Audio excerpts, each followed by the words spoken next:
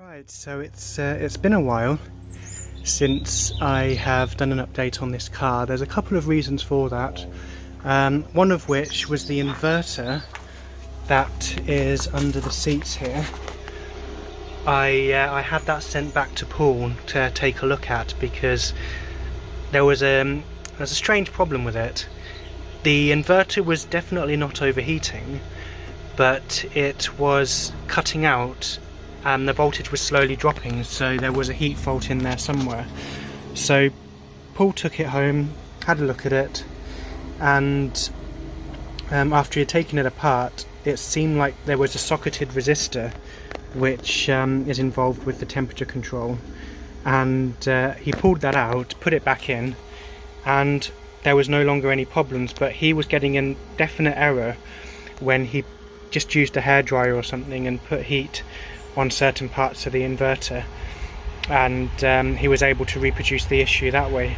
So fingers crossed, just it might have just been a bit of corrosion in the socket. So with the resistor back in, inverter all put back together, I've just spent the day putting it back in the car, getting the batteries hooked up. I'm just giving it a quick charge, and then we will take it out for a spin and see if we're still getting the same error. So fingers crossed here. Now the other reason it took so long, because Paul had actually finished it a few months ago, or a couple of months ago, is that it was just summertime. It's too hot to do anything, and I decided to go away down to the south coast in the little silver car and took the sleeping pod out. Took the sleeping pod trailer with me and just spent a few weeks getting away from the intense heat that we had, just being near the coast, getting the sea breeze, and just enjoying some fresh air. So that's why there's been a delay on this project, but we're back on it. I've spent the day getting everything put back together. I've rewired the motor underneath the car back to what was it? Was it Delta? And I rewired the switch in here. So now we're back to the fast G-WIZ, the one that will do, if I really pushed it, it would do 80 odd mile an hour based on the gearing, and it's not something you really want to do in this little car, so I'm not going to push it that fast. It was already unstable over 60. So but no, if all this works, if all this is done, I'll start tidying up the build, and then we'll start looking at other aspects of the G-WIZ, like for example maybe lowering the suspension to give it better handling and all that kind of stuff. So yeah, let's give this a little charge, and we'll see if the car is working. Right, so we've got everything plugged in, and we're just having a quick look on the laptop. So as we can see, battery voltage is 122.24, which is about spot on when you look at 61.3, 122-ish. So that is... So sorry, what I meant by that is that that's only one string of batteries, so they're in parallel. So that's half the pack. So times that by 2, it is adding up. So what we're going to do right now is go for a drive and see if this voltage stays stable, and if it does, then the issue's fixed and the car will work. So unfortunately I'm having another issue here. I don't understand what's going on, because I've wired everything back to how I took it off, I think, but there is a problem with the motor. I've wired it back to Delta, but if I try to pull forwards in it, it goes to go and then it cuts out. So and then it's completely cut out until I turn it off and turn it back on again. So it sounds like something's wrong with the wiring. I don't quite know what. So I have to figure this one out now. I thought I wired it all back properly. I've wired the delta switch up. I've wired it back to delta from the colour tape that I marked the wires with. However, it just doesn't want to run, so I'm going to have to put this back in the garage and figure out what on earth is going on with it now, because the voltage is fine. Everything else seems fine. It just doesn't want to, the motor just doesn't want to turn. So, I was having a bit of a problem with this circuit board. You see where in here is Y and delta. This was bridged through the common to Y, and that's how I was running star before. Now I wonder if this was actually working or not, because the motor was kind of working, but it was having a couple of hiccups. It wasn't running very smoothly. So what I'm wondering is if this bit doesn't work properly, because I connected it back to delta and I was having problems. So I've taken that wire out completely, and what I've done, so basically when I was checking the continuity between pin, this pin and this pin here, so 1 and 2, they're supposed to be connected through this link here to be in constant delta mode. Now when I connected it up to those pins over here and I turned the motor on, well I turned it on, there wasn't any continuity between those two bottom pins right there. So what I've done is put a solder in, basically just a crude blob of solder where I cut the track, and that's connected it back up properly, so I've got full continuity in there. And I'm going to get this back in the car and see if that has actually solved the problem. Right, so sadly it's still cutting out, even though I've changed it back to delta through the other means. So yeah, it's still cutting out, so I think I may have to take the back of the motor out and have a look at the wiring, or it might be a switch in this inverter here that Paul mentioned. There's an encoder switch that may need switching the other way, so that's a job for tomorrow, I guess. I've got to pull all these batteries out again and get in there. But yeah, so the reason why it wasn't switching back on was because I completely forgot that I put an inline fuse in here, and when I was on the phone to Paul bugging him I realised that, well, he reminded me, is there a fuse in the system, and I remembered there was, so I've just changed that fuse. So everything else is working again, and it's just figuring out why the motor just doesn't want to run.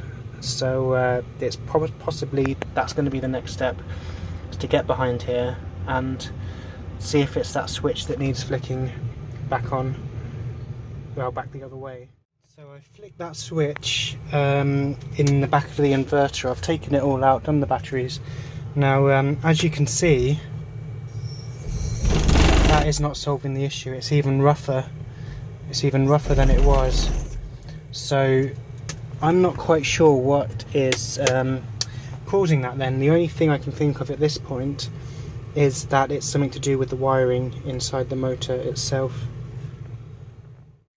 Right, so I guess it's one of these weird things that must have happened, because I was racking my brain. I couldn't seem to figure out what on earth was going on with it. I spent most of the day trying to download Windows XP and get it installed on my laptop, which was a complete failure because the USB flash drive just didn't want, my laptop just wouldn't read it to try and install Windows XP onto a partition. But so I came back out, I went underneath the motor over here,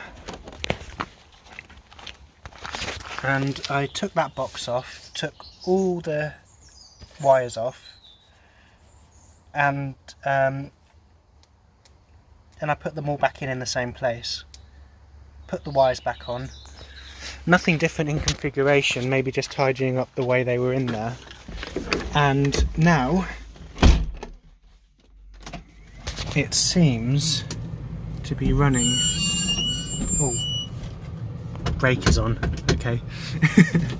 But now it seems to be running without any problems. I'm just not going too fast because there's stuff on the dash that's just falling off, but it is running again. So whatever, there might have been a touching connection or something in there, who knows, but now the car is running, so I can get the rest of the batteries in, put the inverter back in the back, put the back cover on the inverter, sorry, and get all the batteries in and give it a proper test on the road. Right, so I've got the back of the inverter back on, and whilst I had this all off, I put a little bit of board in here, screwed it down where the wires go out the back of the car, and using the original power connector, I've hooked that into a plug socket so that that can be plugged into the charger. Instead of leading a lead out the side of the car, I can just use the original charge flap whenever I put the charger in the car for now. Yeah, it's not the tidiest wiring, but it's all basic, it's all good. And yeah, so now I've just got to get the batteries on and see if the car's still working. Right, we've put all of the batteries back in, and I don't know if that was on the last photo, I haven't got it in front of me, but GZL is now, well, GZL and GZP is on, and these are moving. So, I mean, I just wish I could see exactly what they were, because I'm using DOSBox. It's a little bit difficult to see the information on these, because on standard Windows XP they show you everything, what's going on with it. So I'm working a bit blind here. So maybe at some point I'll have to invest in a Windows XP computer, or try and get a computer loaded with XP. I just had so much trouble trying to do that today, so I kind of gave up on that for now. But no, that's we're just going to monitor this now, if it drives okay, and going to keep an eye on this voltage here, seeing how quickly it drops. So hopefully the issue that we had before is solved, and hopefully the other issue we had recently, when I put this back together, is solved as well. So without further ado, let's give it a test drive.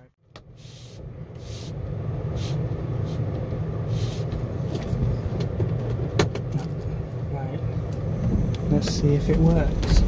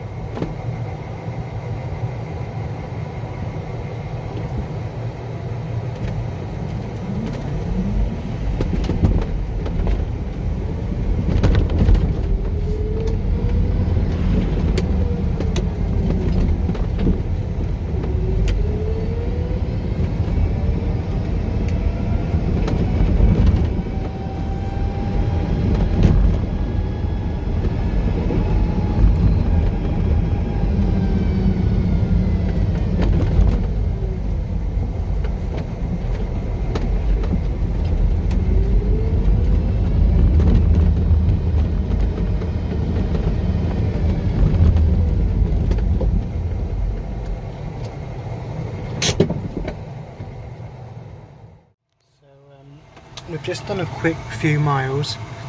Battery voltage is still holding up. Fans come on when it goes over 40 and it cools it back down. Everything else seems to still be running okay.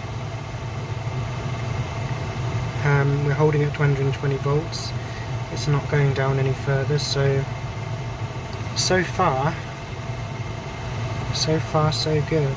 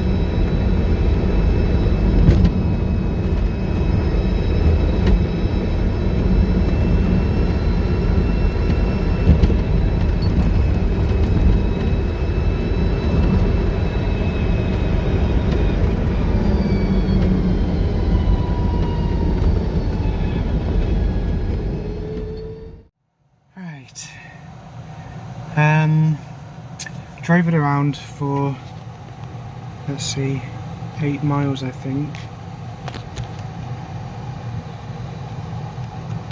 Yeah, 8 miles by the looks of it. And I had to come back because, as you can see, it took longer this time, but the voltage is slowly going down again. But because I had my laptop on, I was able to see it and get back in time. But as you can see, whatever's causing it, it's still happening. So there's nothing particularly too weird in here.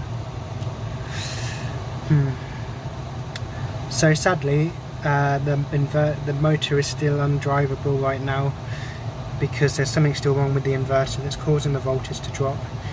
And it's still dropping. And as you can see on here, 59.3, the voltage should be reading. The voltage should be reading a whole lot higher than that, maybe like 117, 118.